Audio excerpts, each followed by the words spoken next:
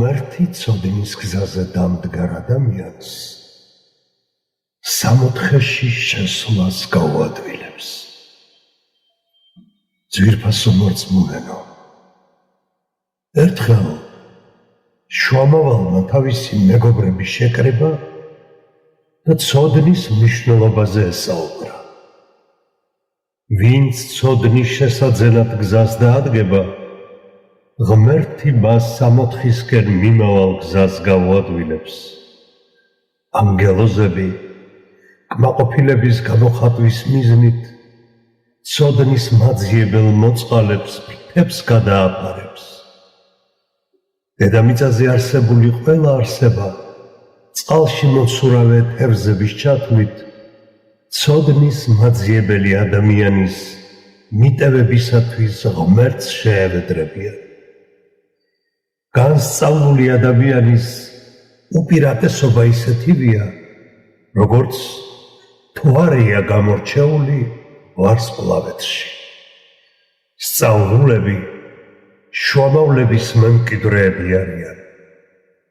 შუამავლები ოქროსა და ვერცხლს არ ტოვებენ. მათი დატოვებული ერთადერთი მემკვიდრეობა ცოდნაა. გამომდინარე აქედან, ვინც მას აიღებს, დიდ განძს დაეუფლება. ძვირფასო მორწმუნენო, ისლამის მოვლენების ერთ-ერთი უმთავრესი მიზანი ადამიანებზე ჭეშმარიტებისაკენ მიმავალი გზების შესწავლაა. ისლამი უპირისპირდება უმეცრებას და ყველგან ცოდნას ნერგავს. ადამიანი რა ასაკშიც არ უნდა იყოს ის, ყოველთვის ცოდნის მიღებას, სწავლას და განვითარებას საჭიროებს. ადამიანი ღვთიური გზავნილის გაგებას სწავლის გზით შეძლებს. შესაბამისად, ის მუდმივად უნდა სწავლობდეს. მორწმუნე ადამიანი თავის გონებას, გულსა და სინდის სწავლით გააცისკრომებს. ის თავისი გაჩენის მიზანს მხოლოდ სწავლით მიაღწევს. ზნეობასა და საქმროებას ცოდნის მიღებით მიაღწევს.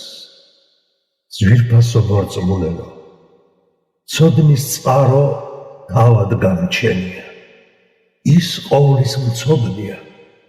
მან ასწავლა ადამიანს ის, რაც არ იცოდა, შესაბამისად, ცოდნა იმდენადაა მნიშვნელოვანი, რაოდენაც ის ადამიანს ღმერთთან და რწმენასთან აახლოებს.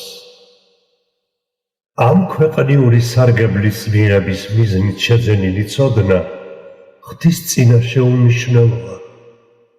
ეს ყველაფერი წმიდა აიათით დასტურდება.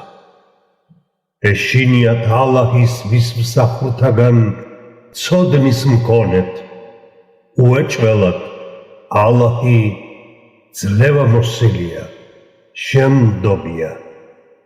დიახ, ცოდნის მიღება, სწავლა ის საშუალებაა, რომელიც ადამიანს ღმერთთან დაახლოვებს და მისდამის სიყვარულს აგრძნობინებს. ამავდროულად, ყოველი ცოდნა, რომელიც ადამიანებისთვის სიკეთის მომტანია, ღვთის წინაშე დაფასებულია.